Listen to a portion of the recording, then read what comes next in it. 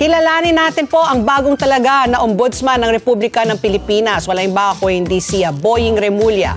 Panoorin po natin ito. March 31, 1961, ipinanganak sa Cavite si Boying Remulla. Nagmula sa isang pamilyang may malalim na ugat sa politika. Ang kanyang ama, si dating Governor Juanito Remulla Sr., ay isa sa mga nagtatag ng political dynasty sa lalawigan. Unang pumasok si Remulla sa mundo ng politika noong 1992 bilang provincial board member. Nagtagal ito hanggang 1995. Sunod dito ay naging assistant secretary siya sa Office of the President mula 1998 hanggang 2001. Nagsilbi rin siya bilang Chief of Staff ni dating Senator Luisa Ejercito Estrada.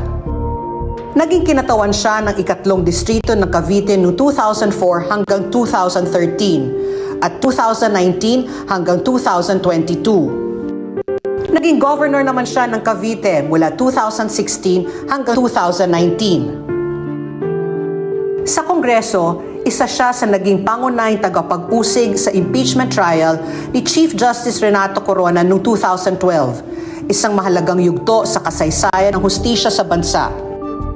Noong 2022, itinalaga siya ni Pangulong Ferdinand Bongbong Marcos Jr. bilang kalihim ng Department of Justice, isang posisyong nangangailangan ng matatag na pamumuno sa gitna ng mga reforma at isyung legal na kinaharap ng bansa. Bilang kalihim ng DOJ, sinalubong siya ng matitinding hamon. Isinulong niya sa DOJ ang mga pangunahing reforma para gawing moderno ang sistema ng hustisya, mabawasan ang siksikan sa mga bilangguan, mapabilis ang pagresolba ng mga kaso, at mapalawak ang akses sa serbisyong legal.